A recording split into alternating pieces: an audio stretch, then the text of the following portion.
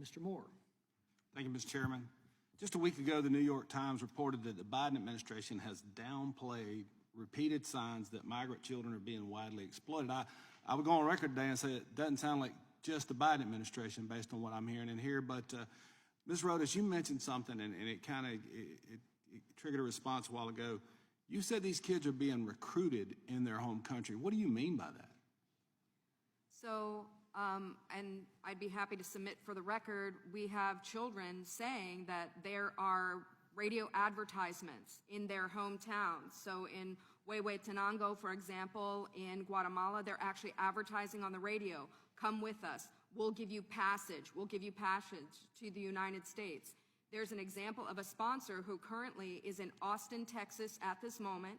He attempted to sponsor 4 children, 1 from the Pomona Fairplex Emergency Intake Site and 3 from the Pecos Emergency Intake Site, promising work to these children who were making $2.50 a day on the coffee farm he owns in Guatemala. So he lured them here. Now, fortunately, they were put into long-term care, but they are being lured here. Facebook ads and other things. Children are being lured here and then put to work here. So it doesn't sound like they're fleeing as much as they're being baited to come here in a lot of ways from what I'm hearing. In many ways, they're not fleeing. In many ways, I mean, let's take El Salvador, for example. No one is fleeing from Nayib Bukele. He has a very safe society right now. Yes, maybe in times past, people were fleeing El Salvador from the gangs, but sadly, the gangs have now set up operation here, and we have evidence that there are many of them who are running the networks here who have the children. It's indisputable evidence that Department of Homeland Security has transnational criminal organizations on the TOC watch list, some of who got their fingerprints here in Washington, D.C. and neighboring areas are sponsoring the children. It's indisputable. You mentioned too debt bondage. What do you mean when you say debt bondage, and who does the money go to? So the money goes to the trafficker who ultimately brings them here. The New York Times actually showed, I think, Hannah Dreyer did an amazing expose where she actually showed the debt page of the child, how much the child had to pay for food, how much the child had to pay for rent, all of those things. So the administration is really, we're engaged in creating slavery. We are trafficking slaves to this country. Absolutely. There is no doubt. We have created a pull, and because this criminal element tragically views children as a commodity, they see us as the middleman because we're paying the flight directly to the end user, the trafficker. I remember, I was at that. Fort Bliss Emergency Intake Center. I mentioned this last week in a hearing, and I was there as they were shipping kids on buses all over the country. And I actually asked the admiral running the place, I said, are we doing background checks? We're sending these kids to Google addresses. And he's like, no, we're just building the bus as we drive it. And so they were just shipping children, American taxpayers, basically. We're trafficking children. Yes. And making the cartel wealthy in the process and creating a bunch of minors in bad situations.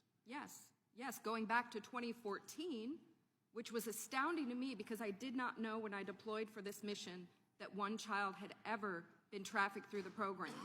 So the horror when someone sent me the 2016 Senate report, I'm sitting there on the Pomona site seeing all these strange things and all these multiple sponsors at multiple addresses trying to collect these kids from multiple sites.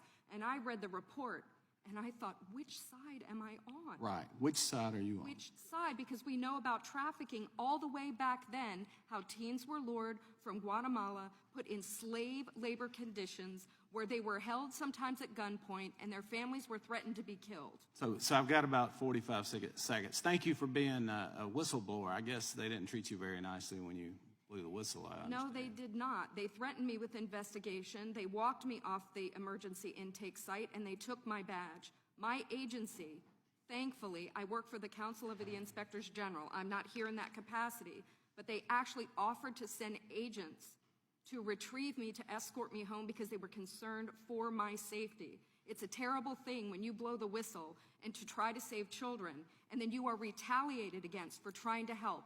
HHS did everything they could to keep all of this silent. Let me ask one more question. You said these kids, that they talk about always sending them to their moms and their dads. You're saying they hand them a piece of paper and tell them this is your mom and this is your dad. Is that what I gathered from the testimony? Well, as they're making their journey, that happens, but then also the case managers who are not law enforcement, right? They're not investigative. They are receiving documents, photographs of documents on their WhatsApp phone. And there's a perfect example. A 20-plus-year-old man sponsored what we believed was his sister, who was only 16 years old. He submitted a birth certificate for himself and her as brother and sister. And then, about 10 days after she's released, we see she's for sale on his WhatsApp page. You know, her shirt is buttoned down to her navel. She's all made up. The documents, there is no one at HHS vetting the children who is That's where we need law capable to enforcement. determine. I'm out of time. Mr. Chairman, I yield back. Thank you.